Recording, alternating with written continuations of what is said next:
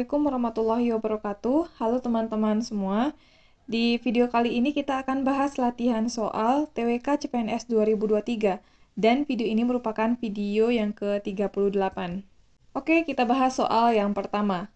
Menyeimbangkan antara hak dan kewajiban merupakan pengamalan Pancasila, sila ke A pertama, B kedua, C ketiga, D keempat, E kelima. Menyeimbangkan antara hak dan kewajiban. Kalau kita ingat-ingat apa pengamalan dari masing-masing sila dalam Pancasila, menyeimbangkan antara hak dan kewajiban merupakan pengamalan Pancasila yang ke-5.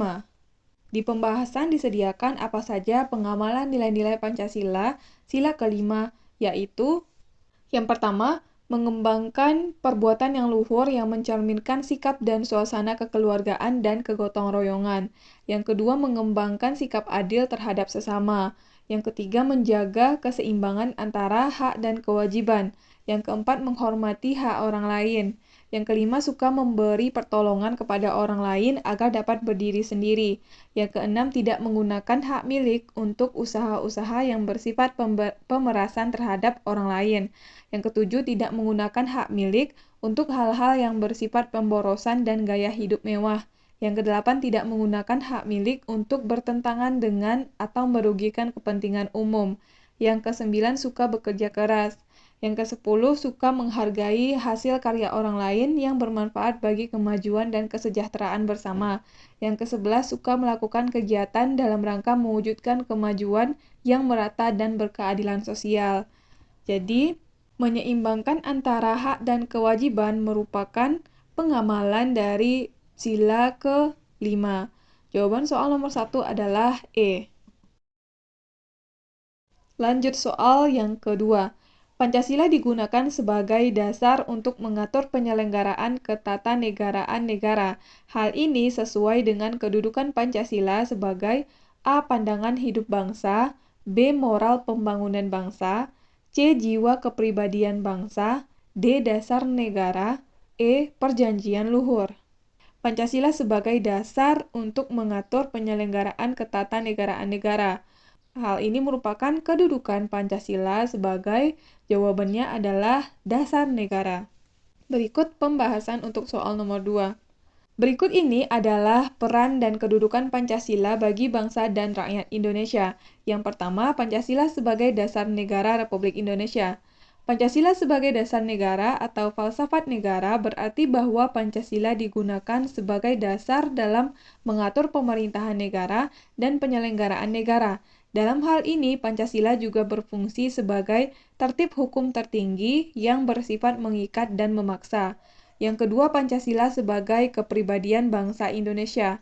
Pancasila sebagai kepribadian bangsa Indonesia berarti sikap mental dan tingkah laku bangsa Indonesia yang memiliki ciri khas yang membedakannya dengan bangsa lain. Yang ketiga, Pancasila sebagai pandangan hidup. Pancasila berfungsi sebagai norma pedoman hidup dan penunjuk arah seluruh kegiatan kehidupan dalam berbagai bidang kehidupan guna mengatur kehidupan berbangsa dan bernegara. Yang keempat, Pancasila sebagai cita-cita dan tujuan bangsa Indonesia. Pancasila berfungsi sebagai tujuan yang hendak dicapai bangsa Indonesia yang terkandung juga dalam pembukaan Undang-Undang Dasar 1945 alinea kedua, yaitu tentang cita-cita bangsa, dan alinea keempat tentang tujuan bangsa. Yang kelima, Pancasila sebagai perjanjian luhur bangsa Indonesia. Pancasila berfungsi sebagai kesepakatan dan perjanjian serta konsensus bangsa Indonesia yang telah ditetapkan pada tanggal 18 Agustus 1945. Istilah Pancasila sebagai perjanjian luhur bangsa Indonesia juga muncul dalam pidato Bung Karno di depan sidang Kabinet Gotong Royong pada tanggal 16 Agustus 1967.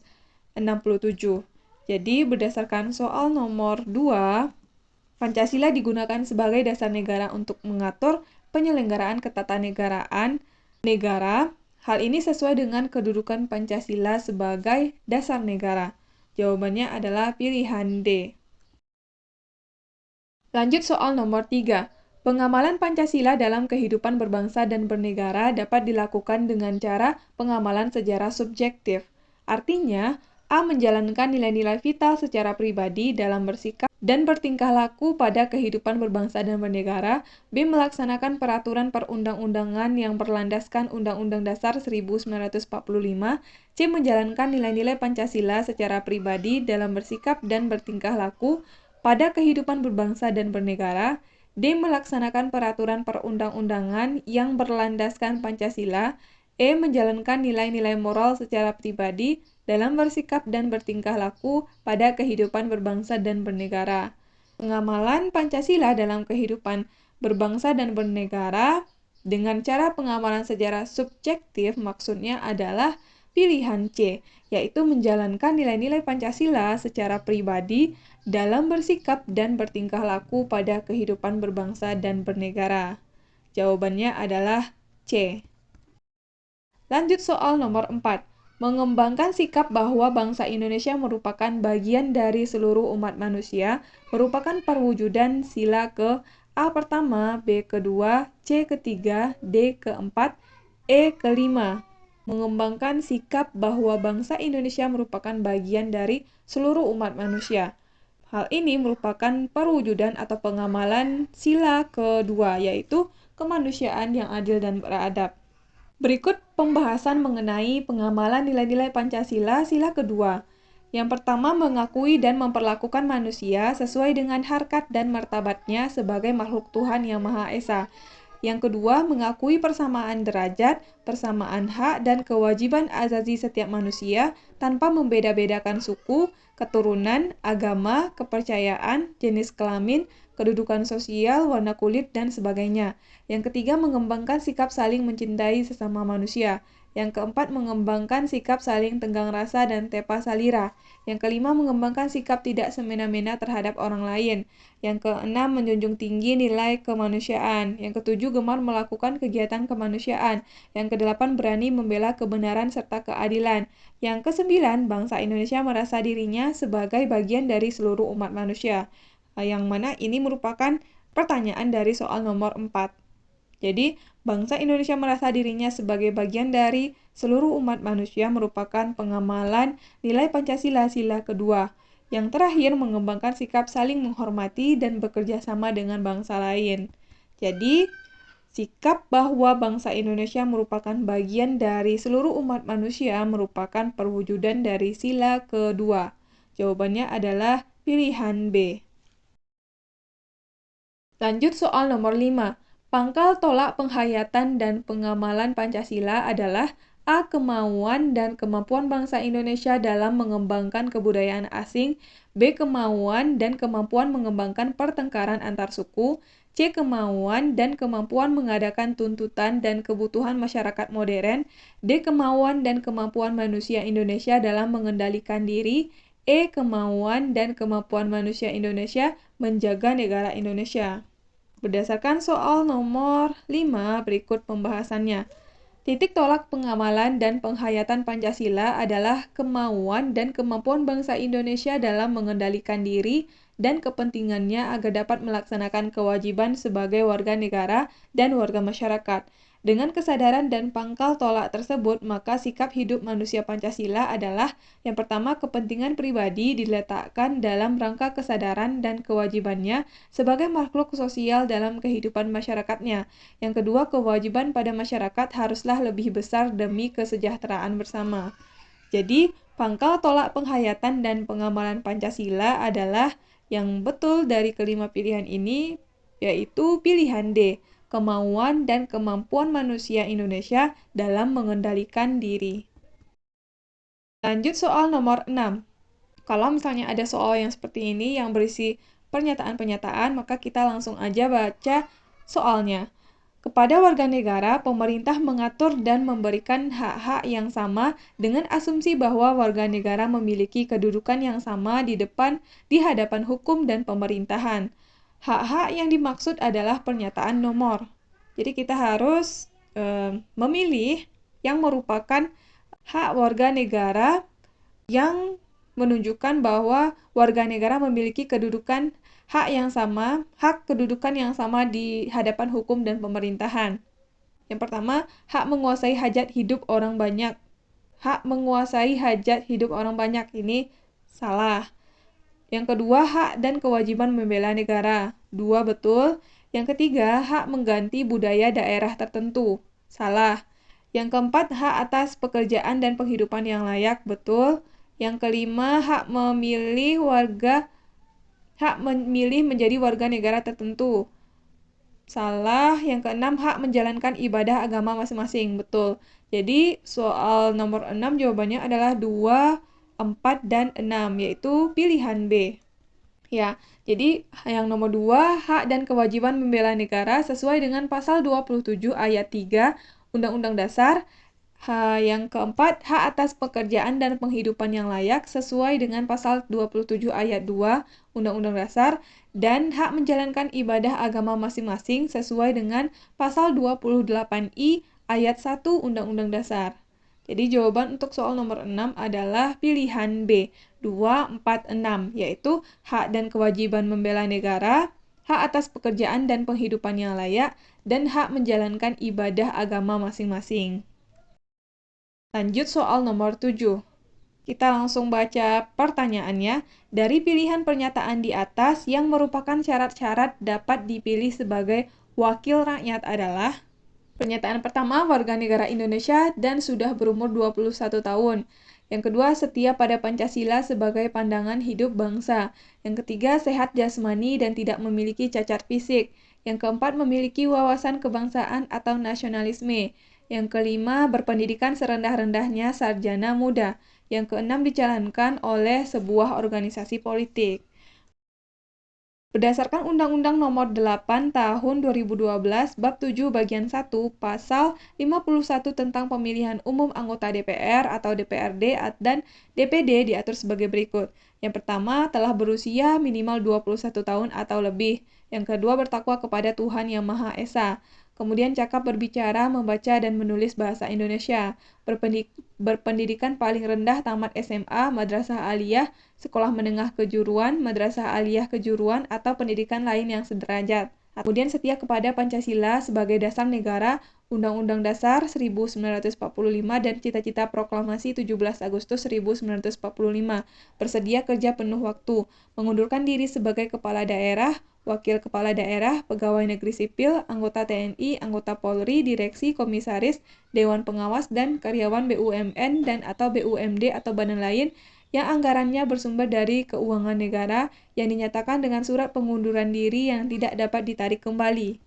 Selanjutnya, bersedia untuk tidak berpraktek sebagai akuntan publik, advokat, atau pengacara, notaris, pejabat pembuat akta tanah, atau tidak melakukan pekerjaan penyedia barang dan jasa yang berhubungan dengan keuangan negara, serta pekerjaan lain yang dapat menimbulkan konflik kepentingan dengan tugas, wewenang dan hak sebagai anggota DPR, DPRD, Provinsi, DPRD Kabupaten atau Kota sesuai dengan ketentuan peraturan perundang-undangan. Bersedia untuk tidak merangkap jabatan sebagai pejabat negara lainnya, direksi, komisaris, dewan pengawas, dan karyawan pada BUMN dan atau badan usaha milik daerah serta badan lain yang anggarannya bersumber dari keuangan negara. Menjadi anggota partai politik peserta pemilu. Dicalonkan hanya di satu lembaga perwakilan, dicalonkan hanya di satu daerah pemilihan. Jadi berdasarkan soal nomor 7, yang merupakan syarat-syarat dapat dipilih sebagai wakil rakyat adalah: yang pertama, warga negara Indonesia dan sudah berumur 21 tahun, betul.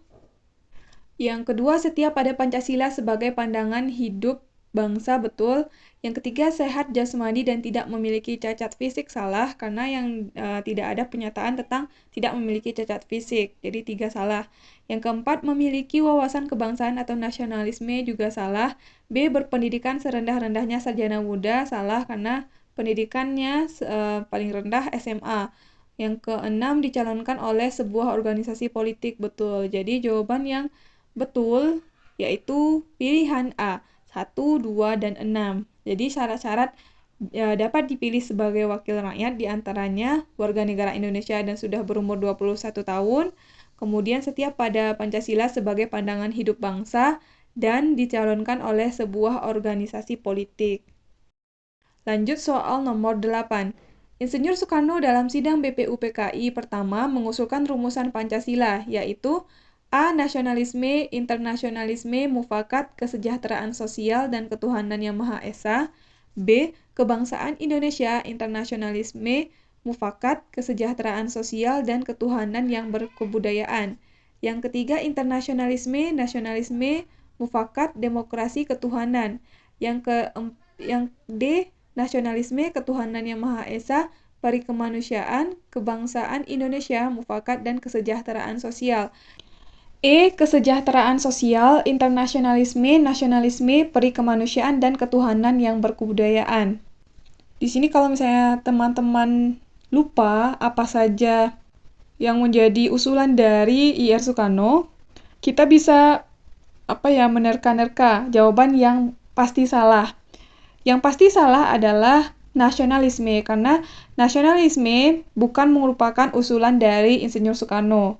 Jadi kita bisa coret jawaban yang ada nasionalismenya. Berarti A salah, C salah, D nggak ada, D juga ada, berarti D salah, dan E juga salah. Otomatis jawabannya adalah pilihan B.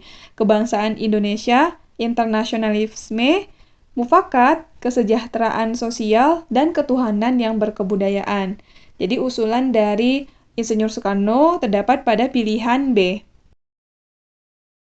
Lanjut soal nomor 9. Rumusan dan susunan Pancasila yang benar dan sah tercantum dalam A. Pidato Muhammad Yamin tanggal 29 Mei 1945, B. Piagam Jakarta, C. Pidato Bung Karno tanggal 1 Juni 1945, D. Pembukaan Undang-Undang Dasar 1945, E. Mukadimah Konstitusi Sementara RIS. Jawabannya adalah rumusan dan susunan Pancasila yang benar dan sah tercantum dalam Pembukaan Undang-Undang Dasar 1945. Jawaban soal nomor 9 adalah pilihan D. Berikut pembahasannya. Rumusan dan susunan Pancasila yang benar dan sah tercantum dalam Pembukaan Undang-Undang Dasar 1945 yang telah disahkan oleh PPKI pada tanggal 18 Agustus 1945. Jadi jawabannya adalah D. Lanjut soal nomor 10. Kemampuan ideologi dalam mempengaruhi dan menyesuaikan diri dengan pertumbuhan dan perkembangan masyarakatnya disebut dimensi A. Dinamis, B. Kerohanian, C. Fleksibilitas, D. Idealisme, E. Realita. Berikut pembahasan mengenai dimensi ideologi, yang mana terbagi atas 3 jenis. Yang pertama, dimensi realita, artinya dimensi yang mencerminkan realita yang hidup dalam masyarakat dan menjadi gambaran tentang sejauh mana suatu masyarakat berhasil memahami dirinya sendiri. Yang kedua, dimensi idealisme, artinya dimensi yang berfungsi sebagai motor penggerak yang membangkitkan semangat masyarakat untuk hidup bersama atau bersatu menggairahkan mereka dalam usaha bersama seperti pembangunan. Yang ketiga, dimensi fleksibilitas, yaitu dimensi yang mencerminkan kemampuan secara ideologis dalam mempengaruhi dan sekaligus menyesuaikan diri dengan pertumbuhan dan perkembangan di dalam masyarakat. Jadi, kemampuan ideologi dalam mempengaruhi dan menyesuaikan diri dengan pertumbuhan atau perkembangan masyarakat disebut dengan dimensi fleksibilitas. Jadi, jawaban soal nomor 10 adalah C. Fleksibilitas. Oke, teman-teman, kita udah selesai bahas 10 soal. Mudah-mudahan video ini bermanfaat untuk teman-teman semuanya. Terima kasih buat yang udah nonton video ini. Sampai ketemu lagi di video selanjutnya.